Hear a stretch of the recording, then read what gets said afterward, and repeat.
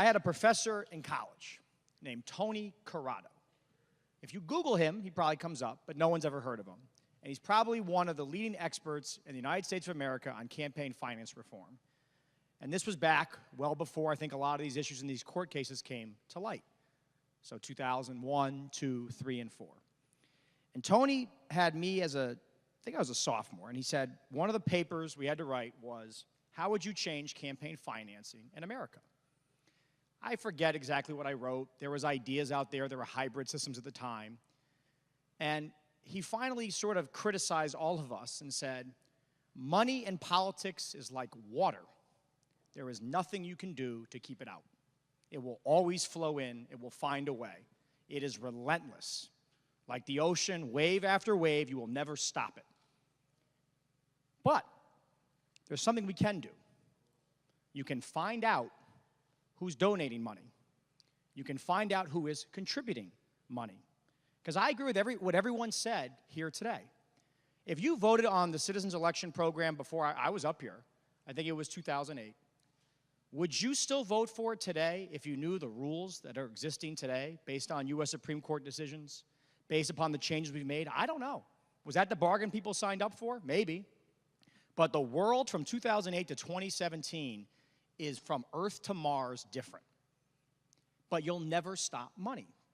And nothing in this, what we're doing today, challenges the U.S. Supreme Court saying you have the right, it's free speech. I may not agree with that, but they're the United States Supreme Court, and you have to live by that law. So we said, is there another way to go about this, which is not about limiting how much you can give, but making sure the public knows.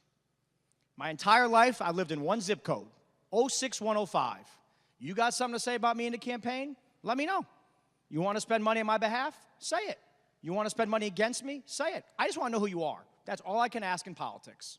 It's a tough business. Just tell us who you are. Talk about PACs or things like that. See, even the PACs in Connecticut, you can find out who's donating to whom. It's all transparent. Now, you might not like how it kind of flows, but you know where every donation is. The trouble with super PACs is you have no idea who's donating. You don't really know. That is so scary in a democracy that someone can dump millions and millions of dollars to target somebody. It's not right when it happens to you, and it's not right when it happens to us. And I forget which representative said it. She alluded to something that happened last fall that was an attack on one of your members. No, it was an attack on every single person in this chamber, and it was disgusting and nasty. It was disgusting, and we all stood up for it, because that's all of us in this room when that happened. And I'm very, very sorry to my friend Dr. Pettit for what happened that day and that mailer. But I'm still trying to understand why there's concern about regulating not how much you can give, but simply about regulating what we know about who gives. So let me go to the national election. Let me talk about something that no one mentioned in this bill that came up today. Right now, there is nothing that bars a foreign entity from independent expenditure spending, or foreign interference, if you want to call it. Think about that. We put that in this bill. Now, 5 years ago, I would have said, you guys picked that one out of thin air. You need to regulate and amend state statute to clarify that we don't want foreign interference in our elections. Democracy in America is under assault and it's under attack by Russians, by billionaires, by people who have uneven access to money. Some of them are liberal, I get it. Some of them are conservative. But it's not right, and it is really messing up what we all got into this business for. So again, nobody here wants to regulate or go back to how much people are allowed to spend. We want to regulate the size of the donation, but they can give to unlimited super PACs. We just want to know who they are. And at the end of the day, transparency is probably the best we can do. We're limited to what Congress tells us we can do and what the courts tell us we can do, and some of this bill may get litigated. So they may listen to what we said. They may read what we said. So let me be very clear. All we're trying to say to the courts is that we are putting a limit in contributions to super PACs. It has not been ruled on by the Supreme Court. And we just have a legitimate interest in regulating contributions. Now, Connecticut is a state. All of us love Connecticut. We have different ideas about how to move it forward. Maybe some would say, why do you guys need campaign finance? You got a great system. What bad has happened in Connecticut?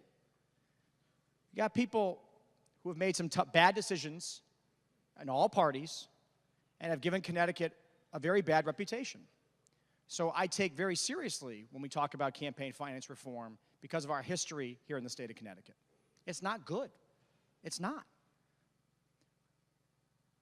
At the end of the day, this bill promotes transparency and disclosure. That's it. It talks about changing the way people who want to give have to communicate to the individuals who they are trying to affect their votes and their opinions. What's wrong with that? You put a mailer in and you say that you're terrible, or you're great, and you say your name. And you can't hide behind things. These super PAC shell games is like money laundering in the 1970s in Cyprus. Out of control, no regulation, the wild, wild west. This is a really good step in the right direction. Probably not a perfect bill, hard bill to draft, hard to be a lawyer drafting this bill, no question. And there's going to be some opinions that split. Good lawyers, good legal scholars may disagree on certain provisions. The judges may have to deal with some of these provisions. But we stood up today and said, we just want to know who you are. I don't care how much you give. I don't care how wealthy you are. Just tell us who you are. If you want to come after someone in this chamber on either side of the aisle, and particularly you want to say something negative, we all want to know.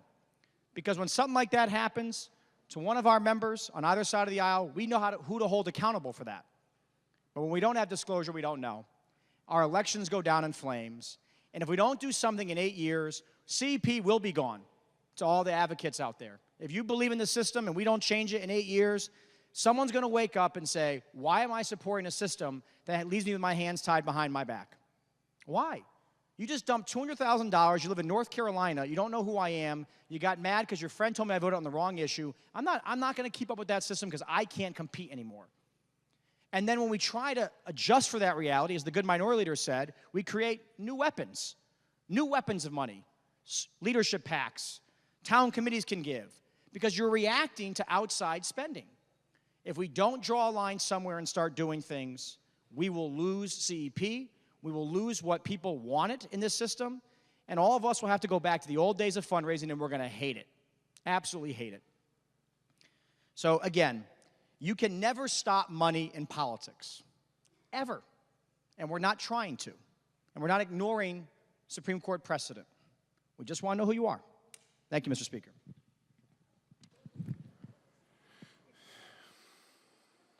Members, staff, and guests, please come to the well of the House.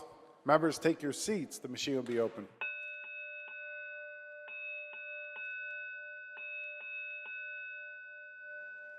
If all the members have voted, please check the board to ensure your vote's been properly cast. If all the members have voted, the machine will be locked. The clerk will take a tally.